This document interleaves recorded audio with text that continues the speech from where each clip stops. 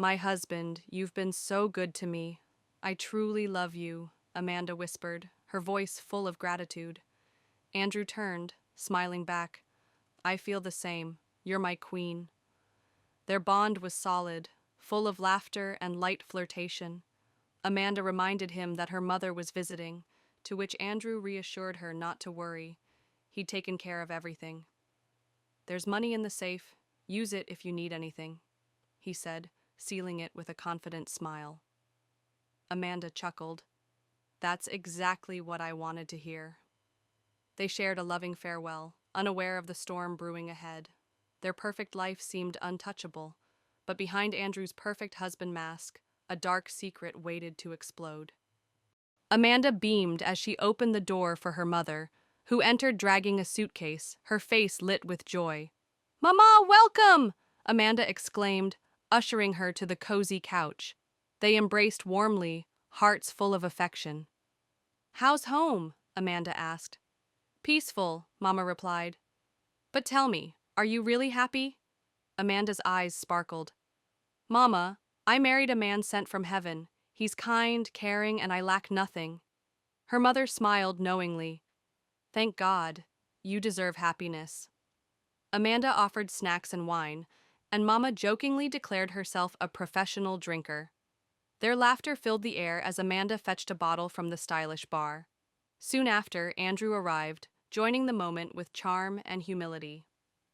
Mama praised his generosity, while Andrew humbly credited Amanda's upbringing. "You taught her well," he said. They laughed together, the air thick with love and respect, unaware that beneath Andrew's warm smile was a life built on lies. The supermarket buzzed with shoppers, but Amanda and her mother moved joyfully down the aisles, tossing items into their trolley like royalty on a spree. Andrew stood near the counter, watching them with a calm, proud smile. When they finally joined him, the trolley overflowing, he asked, "Is that all you need, mother-in-law?" Mama beamed. "Yes. I'm very grateful. You're so generous." Amanda leaned into Andrew, calling him sweetheart, while Mama joked that with such shopping, she'd lack nothing for the entire month. With a grin, Andrew pulled out a fat wallet bulging with cash and paid for everything without flinching. He looked like the perfect provider, rich, stylish, and confident. No one suspected the origin of that wealth. Outside, the trio loaded bags into a pickup, ready to deliver luxury to the village. Andrew's charm was dazzling, his kindness unmatched, but his wallet carried the scent of danger hidden behind smiles. Dust danced beneath the tires as the pickup rolled into the village, packed with shopping bags that glittered with city luxury. Amanda's father rushed out, arms open, his weathered face breaking into a proud smile. "Welcome, my son-in-law," he called out warmly. Andrew greeted him respectfully, but declined to enter the house, promising a proper visit another time. Amanda's father tried to persuade them, but Amanda echoed her husband's refusal with a gentle smile. Without hesitation, Andrew reached for his ever-fat wallet and pulled out a bundle of cash. "Here, father, a man must drink to be happy," he said, chuckling. He then handed a generous sum to Mama as well. "Thank you, my son," they both chorused. As Andrew and Amanda drove away, waving goodbye, they left behind more than groceries. They left behind a trail of awe, envy, and unanswered questions. But for now, they were heroes, untouchable, or so it seemed. Under the shade of an old tree, Mama lounged contentedly with a soda in one hand and snacks in the other, humming as she savored her luxuries. Amanda's father joined her silently, eyeing her indulgence with skepticism. "Susan, you overeat," he muttered, frowning. "It's not good for your health." Mama waved him off. "Let me enjoy, my dear.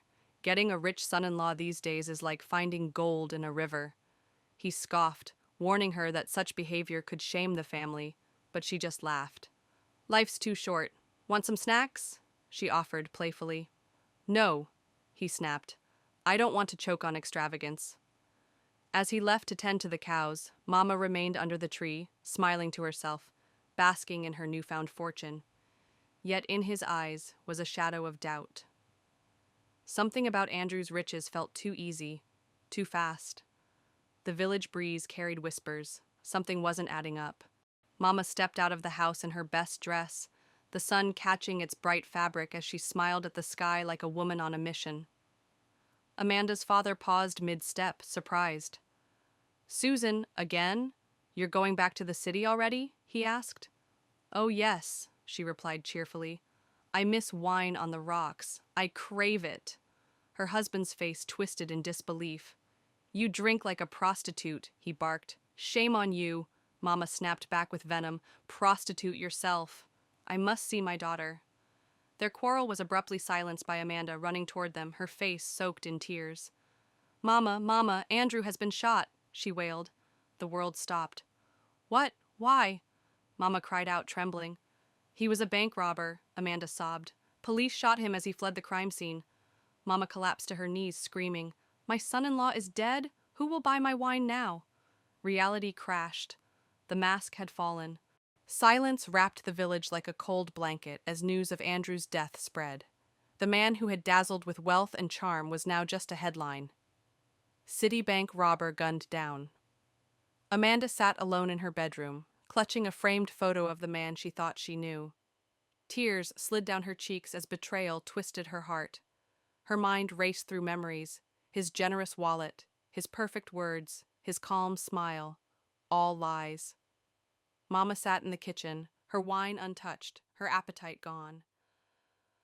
"I danced with a ghost," she muttered. Amanda's father, grim and silent, fed the cows with robotic movements. The village buzzed with whispers and pity. Amanda wasn't just a widow, she was the wife of a criminal. The once proud daughter now bore a scar no riches could cover, and somewhere behind the sorrow grew a strength in her bones. A vow to rise, even from ruins.